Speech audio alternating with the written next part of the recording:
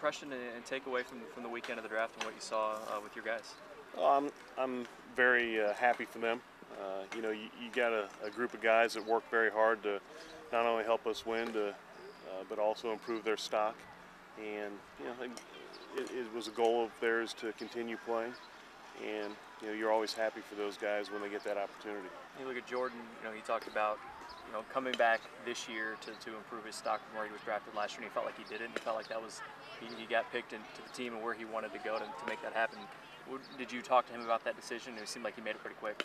I talked to both Jordan and Kevin about the fact that they came back for senior years, and they were both very happy about that. And, Jordan obviously had another year that he could have come back, but the decision that they made a year ago at this time to come back, they were both very happy with it. They were both picked, better. Kevin would have probably been picked a little bit higher if he would have had the injury late in the year. But I think they both helped themselves out. They were better baseball players and a year more mature and almost done with their degrees, which is probably the most important part. When I talked to you last week about Thomas, you made it sound like he really needed to maybe come back and could really improve himself a lot for next year. What did you see about the move with him and him deciding to go? Well, again, I'm very happy for him. He's a person that improved tremendously. He was not a draft out of high school. Probably one of the best defenders in the country. I thought it would have served him well to come back and continue to work on some things from an offensive standpoint and strength-wise. But he decided that it was in his best interest to go ahead and sign, and so we'll wish him the best, and I hope he's really successful and hope he's a big league. Leaves you with some holes to fill. It's one of those, I guess, nice problems to have every year in your position. Where do you go from here in terms of a couple of guys that you could have had back next year, but now you have to fill those holes? Well, good teams have those problems at times, and something we've dealt with in the past. I think we have very good players in the program. We'll have some guys that can step in, and obviously they don't have as much game experience, but they have talent. And so we'll work hard with them, and I know the players will work very hard. There'll be a lot of unknowns going into the fall. We'll have some guys that play multiple positions, and we'll see who can handle certain positions and see who does a good job offensively and get themselves in the lineup. So it's a fun time. You have a lot of question marks and maybe there's some anxieties, but it's a fun time because we'll see a lot of our players grow. If recent history is any indicator, you guys should have a few more draft picks next year. What is it about the program? Are you getting lucky with talent, or to your own horn with a little player development, or what would you say it is? Well, I think it's a combination. I think the staff's done a great job of bringing in good players, good athletes, and then the development portion. You look at what Eric Snyder's done and Drew Dickinson with the players that we have. It's a tribute to them. But probably the largest factor there is our players are very dedicated. They have a good attitude. They work hard. You can bring in great talent that doesn't work and doesn't care, and they never get better. So it's a tribute to the players and their mind frame and the things that they're willing to do, one, to make us successful as a team and to make themselves a better player. Did anything surprise you about those four and how high or low they were taken? Did you think it was pretty fair, or did anything surprise you maybe about how high or low any of them were taken? No, I think those were within the ranges.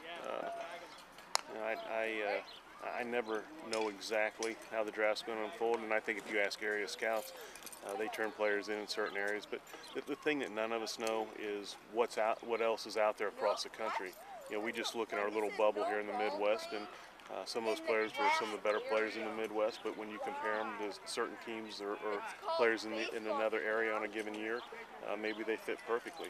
A year from now, if you had the same players, maybe the Midwest, is a little bit better than some other areas. So, there's just certain things that you don't know, but I thought they were solid rounds for those guys. Have you talked to Alex Greer about his future and what he's going to do after he was picked? We've talked a little bit. Eric Snyder's talked to him a little bit more. He was the one that was involved with him in the recruiting process. Had a brief conversation because Alex is playing right now, and he and I have played phone tag, and he indicated that he hasn't really thought about it, was excited to be drafted, but I think he also understands what the education in Illinois would mean and the things that he could do from a round standpoint to help his signing bonus in the future.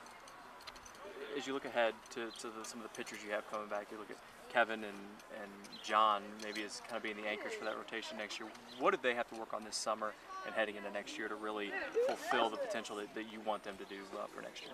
Well, first of all, they can't get complacent. A lot of times you have guys have success and they think they can just walk in and duplicate the next year.